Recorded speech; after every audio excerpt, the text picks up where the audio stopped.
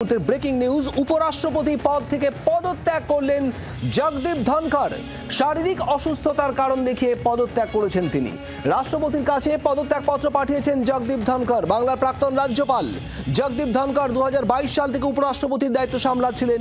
উপরাষ্ট্রপতি পদে মনোনীত হয়েছিলেন এবং এবার শারীরিক অসুস্থতার কারণ দেখিয়ে পদত্যাগ জগদীপ ধনখড়ের। রাজীব চক্রবর্তী আমাদের প্রতিনিধি রয়েছেন আমাদের সঙ্গে। রাজীব, ঠিক কি কারণ, তিনি কি বিষয়টি কিছু জানিয়েছেন? দেখো, তিনি চিঠিতেই জানিয়েছেন রাষ্ট্রপতি দ্রৌপদী মুর্মুকে জগদীপ ধনখড় উপরাষ্ট্রপতি যে চিঠি লিখেছেন সেই চিঠিতেই তিনি উল্লেখ করেছেন যে সংবিধানের রীতিমতো নিয়ম মেনে তিনি ইস্তফা দিচ্ছেন এবং তার শারীরিক অসুস্থতার কারণই তিনি উল্লেখ করেছেন। বেশ কিছুদিন ধরেই জগদীপ ধনখড় উপরাষ্ট্রপতি তার স্বাস্থ্য ভালো যাচ্ছিল না, অসুস্থতার কারণে তিনি ভুগছিলেন। এমনকি সম্প্রতি তাকে একবার দিল্লির এইমসে ভর্তি হতেও হয়েছিল বেশ কয়েকদিনের জন্য, এবং চিকিৎসকরা তাকে পরামর্শ দিচ্ছিলেন যাতে তিনি বেশি চাপ না নেন।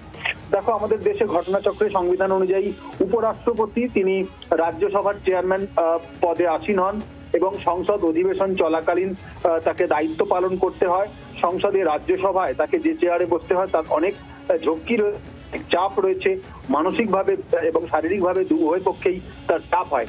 সেক্ষেত্রে চিকিৎসকদের পরামর্শ মেনেই তিনি ইস্তফা দিয়েছেন এমনটাই নিয়েছেন এবং মনে করা হচ্ছে তিনি যেহেতু শারীরিকভাবে অসুস্থতা বোধ করছেন এবং অসুস্থ ছিলেন কিছু কারণে, সেই কারণেই তিনি ইস্তফা দিয়েছেন বলে মনে করা হচ্ছে। তবে জগদীপ ধনখড় সম্প্রতি সুপ্রিম কোর্টের বিচারপতিদের যে দুর্নীতি ধরা পড়া এবং অভিযোগ ওঠা তা নিয়ে তদন্ত হওয়া, সেই বিষয়ে একাধিকবার মন্তব্য করেছেন, যা নিয়ে সংবাদ মাধ্যমে বিতর্কও তৈরি হয়েছে। এই ইস্তফার সঙ্গে তার সম্পর্ক রয়েছে কিনা সেটি এখনো স্পষ্ট নয়। তবে তিনি নিজে রাষ্ট্রপতি দ্রৌপদী মুর্মুকে যে চিঠি দিয়েছেন করেছেন তাতে কিন্তু নিজের শারীরিক অসুস্থতার কথা এবং চিকিৎসকদের পরামর্শের কথাই তিনি উল্লেখ করেছেন। রাজীব, আজ বাদল অধিবেশনের প্রথম দিন, আজ সংসদে অধিবেশনও শুরু হলো এবং জগদীপ ধনখড় তিনি ছিলেনও রাজ্যসভায়। তারপরে হঠাৎ করে কেন এই ইস্তফা, সে বিষয়ে রাজনৈতিক মহলে কোনো বক্তব্য কি উঠে আসছে? দেখো, রাজনৈতিক মহল মনে করছে যে জগদীপ ধনখড়ের এই ইস্তফা একান্তই তার ব্যক্তিগত কারণে এবং তার শারীরিক অসুস্থতার কথা যেহেতু তিনি উল্লেখ করেছেন, যার মধ্যে তার অসুস্থতার বেশ কিছু একেবারে প্রমাণ বা বলা যেতে পারে উদাহরণ রয়েছে। তিনি আচমকা একদিন রাতে অসুস্থ হয়ে পড়েন, তার বুকে ব্যথা হয়, তাকে হাসপাতালে ভর্তি করতে হয় এবং হৃদযন্ত্রে সমস্যা ছিল এমনটাই কিন্তু চিকিৎসকরা জানান এবং তাকে বেশ 2-3 দিন হাসপাতালে ভর্তি থাকতে হয়েছিল। সেই ঘটনার পর আরো বেশ কয়েকটি কারণে তিনি তার স্বাস্থ্যের অবনতি হয়েছিল বলে জানা যাচ্ছে এবং চিকিৎসকরা তাকে পরামর্শ দিয়েছিলেন যাতে তিনি বেশি মানসিকভাবে চাপ না নেন। এবং আজ তিনি গেছিলেন, ঠিকই বলেছে, রাষ্ট্রপতি উপরাষ্ট্রপতি হিসেবে তিনি রাজ্যসভার চেয়ারম্যান পদ তার দায়িত্ব পালন করেন এবং সেক্ষেত্রে রাজ্যসভায় তিনি গিয়েছিলেন।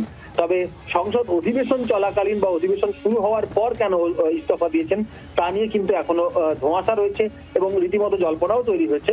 তবে তিনি যে চিঠির উল্লেখ করেছেন, যদি সেই চিঠির কথাই মেনে চলতে হয় তাহলে শারীরিক অসুস্থতাকেই প্রধান কারণ হিসেবে মেনে নিতে হয়।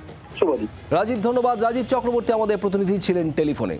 উপরাষ্ট্রপতি পদ থেকে পদত্যাগ করেছেন জগদীপ ধনখড়। আজ রাষ্ট্রপতির কাছে তিনি পদত্যাগপত্র পাঠিয়েছেন। শারীরিক অসুস্থতার কারণ দেখিয়েছেন তিনি পদত্যাগের কারণ হিসেবে। শারীরিক অসুস্থতার কারণেই তিনি পদত্যাগ করছেন এমনটাই জানিয়েছেন জগদীপ ধনখড়। রাষ্ট্রপতির কাছে এই মর্মে পদত্যাগপত্র পাঠান বাংলার প্রাক্তন রাজ্যপাল জগদীপ ধনখড়। পরে উপরাষ্ট্রপতি পদে মনোনীত হয়েছিলেন জগদীপ ধনখড়।